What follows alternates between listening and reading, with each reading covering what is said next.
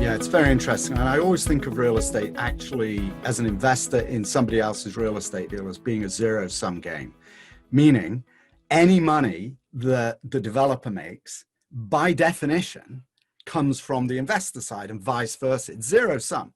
So any kind of negotiation, any kind of fees, any kind of promote, it's zero-sum, basically.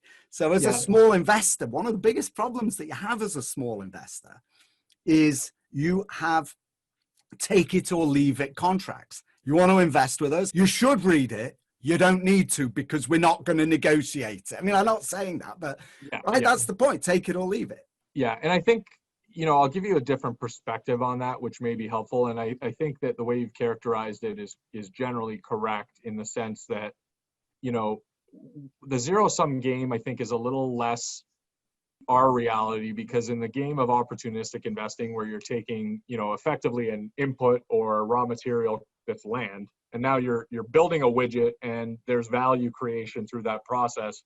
I think there's, obviously, if you aligned it appropriately, there should be a lot in it for everyone. But I think, to your point around control and sort of individual investors, there's a little bit of a quid pro quo. And the way that I look at it is to say, the reason that we don't offer control to even big investors, like we have investors that make up an entire LP for us. It might be an institution, it might be a very, sort of an ultra high net worth individual that might be, 20 or $30 million so we have literally us, one LP, and the developer. That LP still doesn't have any more control than if you put $100,000 in.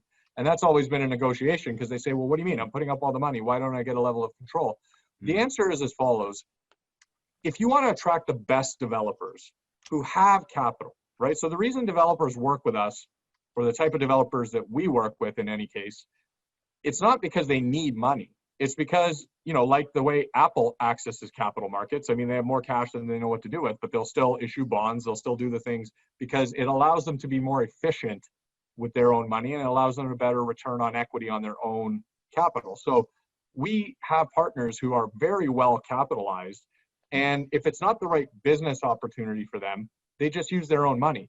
And it's not an economic deal.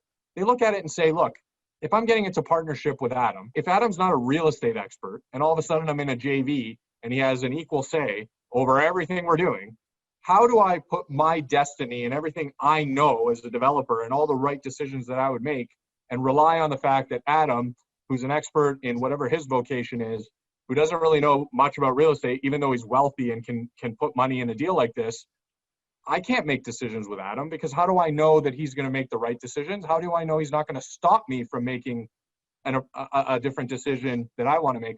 So where Greybrook fits in, and why we need to maintain this control, is that over the course of our history and working with these developers on a repeat basis, they know that we know their business intimately. They know that we understand all of the risks, all of the different pressure points.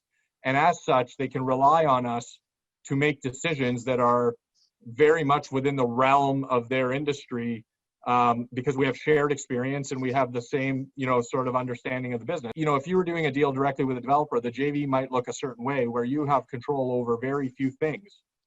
In our deal, you'll have, through us, control over every single aspect of the development, because the developer knows and understands that Greybrook knows how to make these decisions. So I trust going into a 50-50 joint venture, as opposed to saying, well, I'm going to go into a joint venture, but I'm going to retain decision-making on all these critical things because you don't know anything about real estate. And I don't say that in an offensive way. It's just a question of, who we are in the equation versus some of our investors who, again, just aren't experts.